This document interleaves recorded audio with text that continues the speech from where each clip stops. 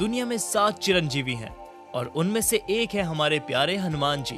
रामायण के युद्ध के दौरान लक्ष्मण ने रावण के बेटे इंद्रजीत का वध किया, जिससे रावण बहुत दुखी और गुस्से में था। वह राम और लक्ष्मण को हराने के लिए अपनी सारी शक्ति लगाना चाहता था। काफी कोशिशों के बावजूद उसकी हर एक चाल असफल हो गई। तब उसने निर्णय लिया कि वह अपने भाई अहिरावण से मदद मांगेगा, जो पाताल लोक का शक्तिशाली राजा था। अहिरावण के पास भयंकर माया और जादुई शक्तियां थी और वो रूप बदलने में माहिर था। उसने सोचा कि किसी भी तरह राम और लक्ष्मण का अंत कर दिया जाए, लेकिन रावण का दूसरा भाई विभीषण, जो अब राम की ओर हो चुका था, वो अहिरावण की योजना को पहले ही समझ गया। विभीषण तुरंत हनुमान जी के पास गया और उन्होंने चेताया कि अहिरावण राम और लक्ष्मण के लिए खतरा बन सकता है। हनुमान जी ने राम और लक्ष्मण की रक्षा की जिम्मेदारी अपने ऊपर ले ली, पर अहिरावण भी चतुर था। उसने विभीषण का रूप धारण कर लिया और हनुमान जी को धोखा दे दिया। हनुमान जी ने विभीषण समझकर उसे अंदर जाने दिया और इसी का फायदा उठाकर अहिरावण ने राम और लक्ष्मण को बेहोश करके पाताल लोक ले गया। हनुमान जी को जब पता चला तो वो बहुत चिंतित हो गए।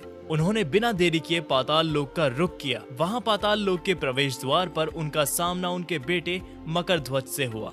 जी हाँ, मकरध्वज, जो एक अजीब और रोचक घटना के कारण पैदा हुआ था। हनुमान जी के पसीने की बूंद जब समुद्र में गिरी थी, तब वो एक मछली के पेट में चली गई और उस मछली के द्वारा मकरध्वज का जन्म हुआ। दोस्तों, इस विषय पर हमने पहले ही एक वीडियो बनाया है। वीडियो का लिंक डिस्क्रिप्शन में और इस वीडियो के अंत में आपको मिल जाएगा। अब इन दोनों बाप बेटों में घमासान युद्ध हुआ। मकरध्वज ने अपने पिता के सामने आने के बावजूद अपनी जिम्मेदारी निभाई। एक कठिन युद्ध के बाद हनुमान जी ने मकरध्वज को पराजित किया और पाताल लोक में प्रवेश किया। पाताल लोक में हनुमान जी ने देखा कि अहिरावण राम और लक्ष्मण का बलि चढ़ाने की तैयारी कर रहा है। इसी दौरान उन्हें एक रहस्यमयी जानकारी मिली। हनुमान जी के पास चंद्रसेन नामक व्यक्ति आया, जिसने बताया कि अहिरावण को मारना सिर्फ बल से संभव नहीं है। अहिरावण की जीवन शक्ति 5 अलग अलग दिशा में रखी गई 5 ज्योतियों में समाहित है। इन 5 ज्योतियों को एक साथ बुझाने से ही अहिरावण का वध संभव था।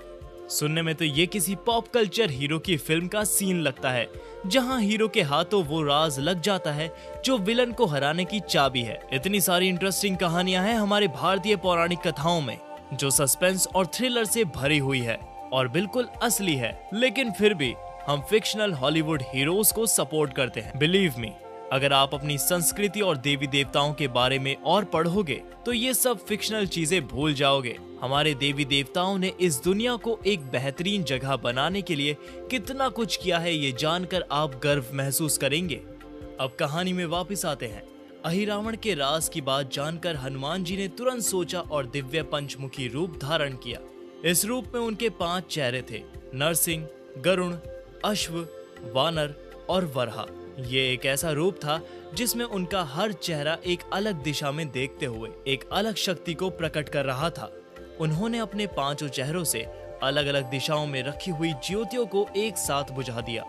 जैसे ही ये ज्योति बुझी, अहिरावण की जीवन शक्ति भी समाप्त हो गई और हनुमान जी ने उसका वध कर दिया। राम और लक्ष्मण को अहिरावण के कब्जे से छुड़ाने के बाद हनुमान जी ने उन्हें पाताल लोक से सुरक्षित निकाल लिया। दूसरी बार हनुमान जी ने अपना पंचमुखी रूप तब धारण किया जब माँ सीता ने शतान रावण का वध करने के लिए भद्रकाली का रूप लिया था।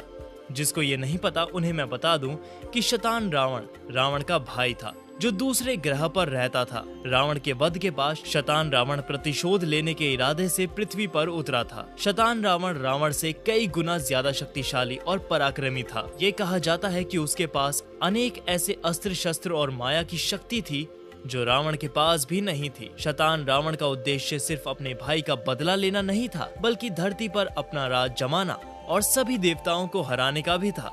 इस कहानी के अनुसार रावण की मृत्यु के बाद राम का राजाभिषेक हुआ और उसमें आए हुए मुनिगण राम के शौर्य की प्रशंसा कर रहे थे।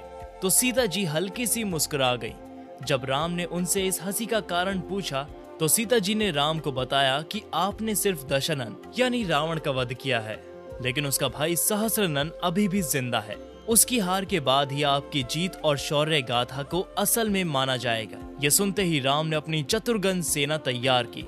इस सेना में विभीषण, लक्ष्मण, भरत, शत्रुघ्न और हनुमान जैसे महावीर भी शामिल थे। राम की ये बड़ी सेना सहस्त्रनंद से युद्ध करने निकल पड़ी। ये सेना समुद्र पार करके सहस्त्रकंड की तरफ बढ़ने लगी, जहाँ सहस्त्रनंद का राज था। इस बार सीता जी भी सेना के साथ थी। जब ये सेना सहस्त्रनंद के सामने पहुंचे तो केवल एक बाण से ही सहस्त्रनंद ने श्री राम की पूरी सेना और सभी वीरों को वापस अयोध्या भेज दिया।